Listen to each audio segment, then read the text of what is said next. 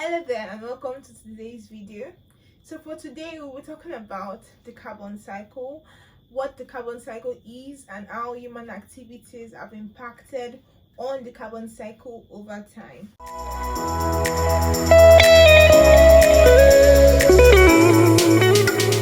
So basically the earth is a closed system because every material, every component necessary for life and for survival can be found within the earth, except from the energy of the sun, which is external. So you might be wondering why over billions and billions of years the earth have been in existence. These materials and these components are yet to be exhausted, such as your carbon, your nitrogen, your phosphorus, and your water.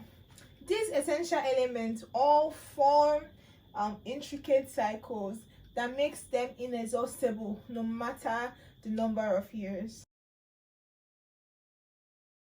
Carbon is one of the elements of the periodic table. We have our hydrogen, we have our helium, lithium, beryllium, boron, then we have our carbon. So carbon is one of the elements of the periodic table. It is specifically the sixth element in the periodic table. So the carbon cycle describes how carbon moves between plants, between animals, and between the physical components of the environment, which has to do with the atmosphere, the ground, and the water bodies. We're going to be explaining one of the physical components of the environment, which is the atmosphere. So carbon exists in the atmosphere in two major, these are not the only ones, but they are the major forms in which carbon exists, which is the methane and also our carbon dioxide, that's the CO2. So firstly, carbon enters into the atmosphere via volcanic activities. That's volcanic activities. Carbon enters into the atmosphere via volcanic eruption and any volcanic activity that releases carbon into the atmosphere. So also carbon also enters the atmosphere through respiration. When plants and animals respire, they release carbon into the atmosphere. So that is how the atmosphere gets its carbon. So also carbon leaves the atmosphere. How does it do that? Through photosynthesis by green plants using carbon for production of energy or food that they need. So when they do that, carbon leaves the atmosphere. Also, carbon also leaves the atmosphere through dissolution in water, either by rainfall. When it rains and it dissolves the carbon in the atmosphere and transfers it to the water bodies. So these are the processes in which carbon enters and leaves the atmosphere, which is one of the physical components of the environment through plants and through animals and through normal activities such as the volcanic activity. Secondly, we're also going to be considering another of the physical components of the environment, which is the land biosphere, which consists of the soil, also plants and animals living on land, then our little microorganisms, let's not forget them. So this is another component of the environment. So how does it interact with carbon? First of all, we have our digestion of waste. Remember, we said the microbes can also be found in the land biosphere. So microbes, microorganisms, bacteria, they act on waste, they act on dead other dead living things and break them down and release carbon into the land biosphere. Also, respiration.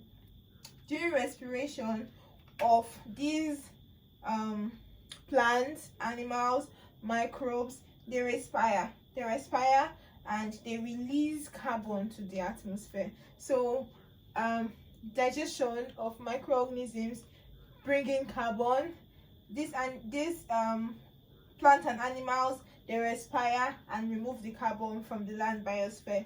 Also remember, food, animals eat, they eat one another, they eat plants. So during that process of consumption, they also release carbon from the environment. So this is the release of the carbon. So that is how carbon lives. Also, death.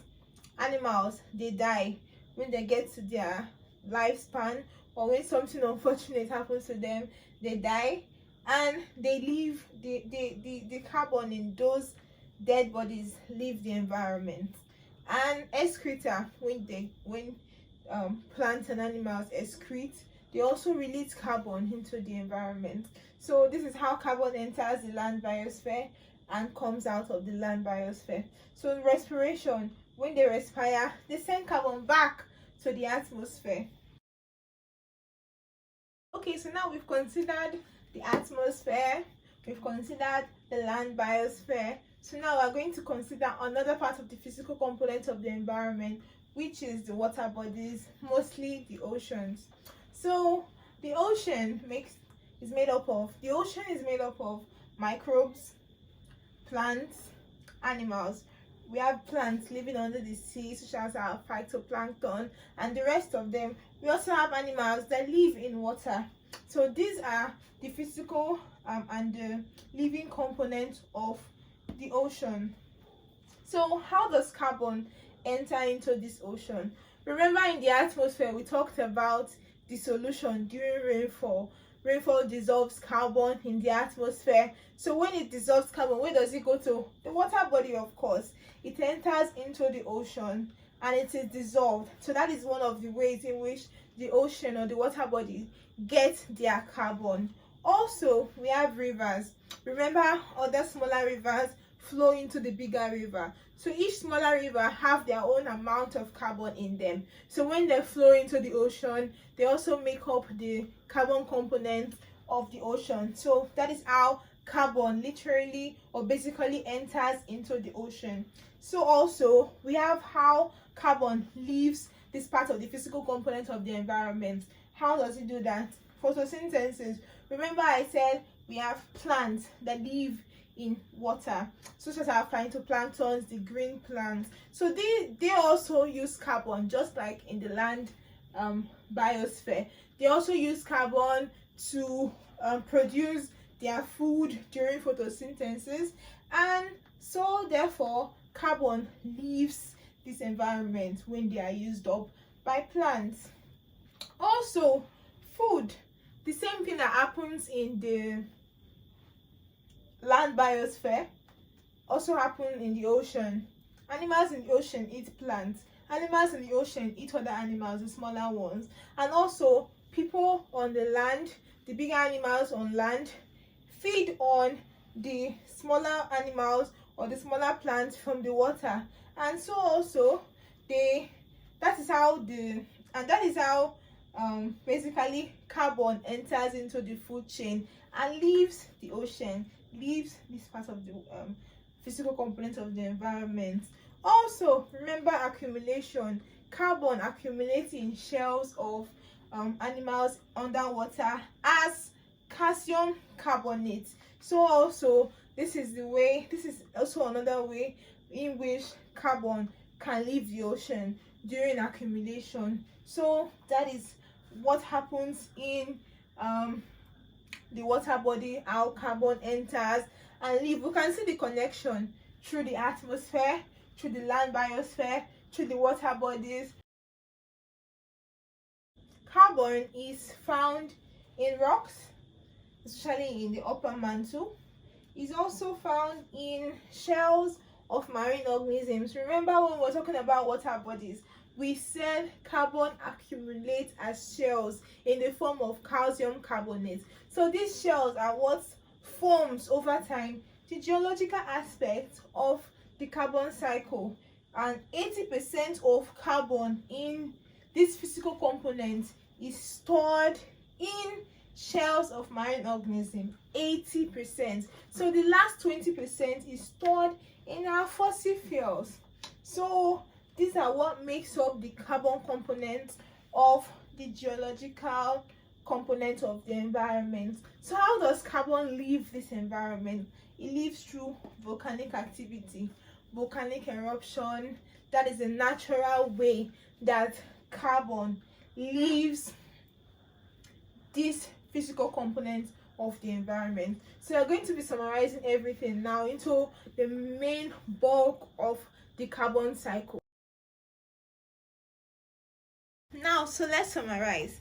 I talked about the different aspects of the physical components of the environment, which is the atmosphere, the land biosphere, the water body, and the geological aspect, which contains our rocks and the rest of them. So I also talked about how carbon enters into the atmosphere, which is through volcanic activity. From the geological aspect, it enters the atmosphere, and also through respiration of plants and animals. Remember I said carbon exists basically in the atmosphere as methane as CO2, though there are also little ways in which carbon exists in the atmosphere, but these are the basic forms in which carbon exists in the atmosphere: the CH4 and the CO2. Carbon leaves the atmosphere through photosynthesis of plants and also through dissolution in water. So carbon enters the land biosphere through digestion of waste by bacteria and microorganisms, and leaves the land biosphere through respiration, animals consuming plants and other animals, through death, and through excretion process. I talked about the water bodies, that carbon entered the water bodies from dissolution in the atmosphere, also through other smaller rivers flowing into the ocean, and also it leaves the ocean via photosynthesis, and also during consumption by plants and animals, entering into the food chain. It also accumulates in shells as calcium carbonate, which forms the geological aspects of the carbon cycle. The geological aspects consist of the shells from the marine organisms. It also exists in the upper mantle of our rocks, and also exists in fossil fuels, 20% in fossil fuels, 80% from shells of these marine organisms. So carbon also leaves the geological aspects of the environment through volcanic eruption, volcanic activities, and the rest. This is the natural carbon cycle. Everything I've been talking about was basically the natural carbon cycle. So you see, man's activities over time have seriously impacted on the carbon cycle, and I'm going to be explaining the various ways in which human activities have impacted severely on the carbon cycle. First of all, we talked about the geological aspect of the physical environment.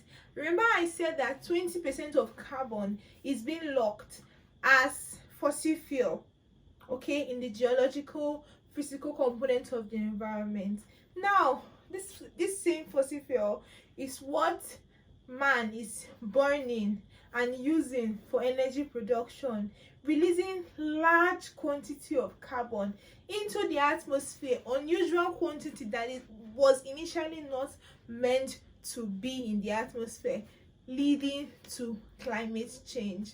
Also, burning of biomass, burning of waste, incineration, all these activities of man also releases large quantities of carbon into the environment. Also, deforestation.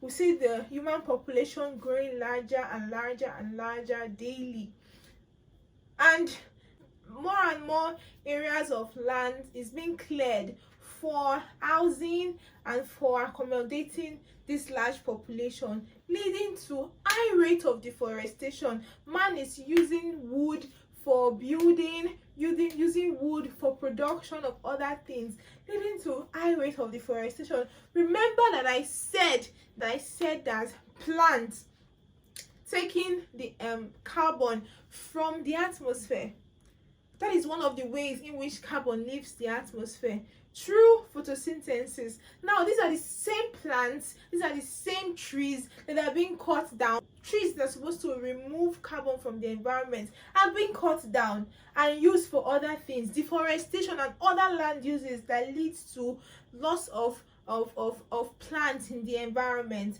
So they are releasing large quantities of carbon into the environment, but the mechanism by which this carbon leaves the environment are being cut off. So now there is large quantity of carbon, but no mechanism, enough sufficient mechanism for carbon to leave the environment. You see where the problem, you see how man's activities are impacting on the environment. Also, cement manufacture. Remember I said in the geological part of the explanation of carbon cycle that carbon is stored as calcium carbonate in the geological part of the physical component of the environment. Now man is tapping into that calcium carbonate, using it to manufacture cement, and more cement is being manufactured, more and more carbon is being released. Instead of being stored as calcium carbonate, they are being released into the atmosphere without sufficient mechanism to take away this carbon from the atmosphere. You see where the challenge is coming from. You see how man's activities are impacting on the environment. Okay, let's continue. Extraction, transportation of fossil fuels. These fossil fuels have been extracted, not only burnt. Now remember I told you of burning. Now we are extracting them. Our crude oils, we are extracting fossil fuel, we are extracting them day by day. Remember how many billions and billions of crude oil is being used in the world every day. So we are extracting them, we are transporting them from one place to the other, leading to a massive release of carbon into the atmosphere. Now let's talk about transportation. Fossil fuels are being used as a source of energy to power our automobiles, to power the things that we need for transportation.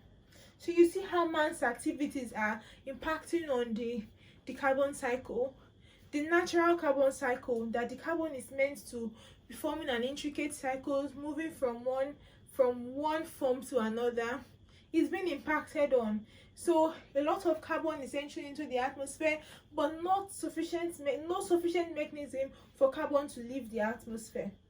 So this is what is causing the climate change. And say, oh, it's not me. Oh, it's the government. Oh, it's these big oil producing companies that are doing this. No, we have our own role to play. We can raise awareness.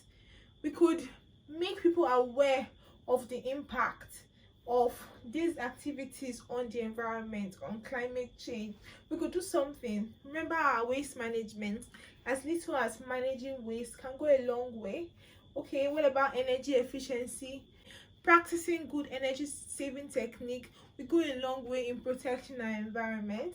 Also, we could clamor for clean energy, join sustainable initiatives, and do something in your power. Remember that change begins with you.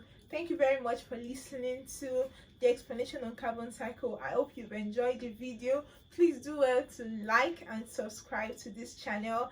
I am a new YouTuber, and this is my first video online, so I really appreciate it if you could just take your time to like, to comment, and hit the subscription button and hit the notification button so you can be notified when I post a new video.